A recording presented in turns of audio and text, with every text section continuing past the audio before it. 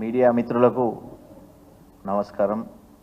ముఖ్యంగా నిన్న పాల్మాకుల్ రాజేంద్ర నగర్ నియోజకవర్గంలో మీరు నిన్న ఆ విద్యార్థినులు రోడ్డు పైనకి వచ్చి ధర్నా చేశారు. దానికి మా పార్టీ నుంచి హరీష్ రావు గారు, సబితమ్మ గారు, పార్టీ శ్రేణులందరూ ఇప్పటికే సందర్శించారు.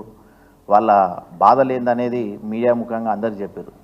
కానీ ఈరోజు వరకు గవర్నమెంట్ నుంచి కానీ ఎమ్మెల్యేలు కానీ మినిస్టర్లు కానీ అక్కడికి వెళ్ళి సందర్శించి అసలు వాళ్ళకి నిజంగా పెడుతున్న అన్నం నాణ్యత ఉందా, వాళ్ళకు కనీసం నీళ్ళ సదుపాయం అన్న కరెక్ట్ ఉందా, అలాగే ఆ విద్యార్థినులు ఏడ్చుకుంటూ నిన్న చెప్పారు, మీరు చూసిరు, అందరూ తెలంగాణ ప్రజానీకం అంతా గమనిస్తుంది.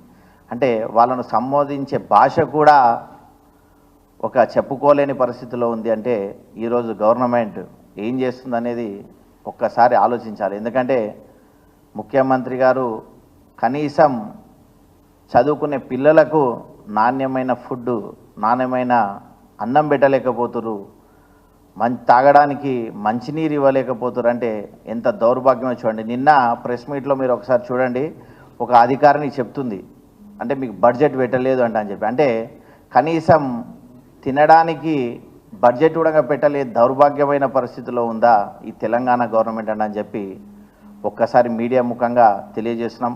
అలాగే మరొక్కసారి టీఆర్ఎస్ శ్రేణులకు పార్టీ అధినాయకత్వం నుంచి చిన్న సందేశం. ఎందుకంటే ఈ కాంగ్రెస్ గవర్నమెంట్లో మినిస్టర్లు పనిచేస్తలేరు, ఎమ్మెల్యేలు పనిచేస్తలేరు. కనీసం మన పార్టీ నుంచి అయినా స్పందించి అందరూ ప్రతి నియోజకవర్గంలో మెయిన్ టీఆర్ఎస్ కార్యకర్తలు పార్టీ నుంచి యాక్టివ్గా ఉన్న అందరూ ప్రజా సమస్యలపైన, అంటే ఇప్పుడు కరెంటు ఇబ్బందులు ఉంటాయి, వర్షాకాలంలో రోడ్డు సదుపాయాలు సరిగా ఉంటాయి, కొంతమందికి ఈ 2-3 రోజులు ఇబ్బందులు ఉంటాయి. అంటే పాలు అందించడానికి కానీ ఫుడ్ అందించడానికి కానీ టీఆర్ఎస్ శ్రేణులు స్పందించాలి, అధికారులను కలుపుకొని. ఎందుకంటే అధికారులకైతే మేము ముఖ్యంగా చెప్తున్నాం, ఏదన్నా సంఘటన జరిగితే ఈ మంత్రులు ఎవరు స్పందించారు కానీ మిమ్మల్ని అయితే సస్పెండ్ చేస్తారు. కాబట్టి మీరు కూడా జాగ్రత్తగా ఉండండి. ఎవరు ఎక్కడి నుంచి ఫోన్ చేసినా కానీ మీరు సకాలంలో స్పందించండి. ఆస్తి నష్టం కానీ ప్రాణ నష్టం కానీ జరగకుండా చూసుకోండి. ఎందుకంటే ఎలక్ట్రిసిటీ సిబ్బంది కూడా అలర్ట్గా ఉండాలి. రోడ్డు వ్యవస్థలు కట్ అయినాయి అంటే అక్కడ కనీసం తాగడానికి నీళ్లు, తినడానికి కొన్ని సదుపాయాలు ఏర్పాటు చేయాలి. ముఖ్యంగా టీఆర్ఎస్ శ్రేణులు మాత్రం మనం చాలా ముందుండాలి. ఎందుకంటే ప్రజా సమస్యలపైన పోరాడే మనమే ముందుండాలి. ఈ కాంగ్రెస్ నమ్ముకొని ప్రజలు ఇప్పటికే మోసపోయారు.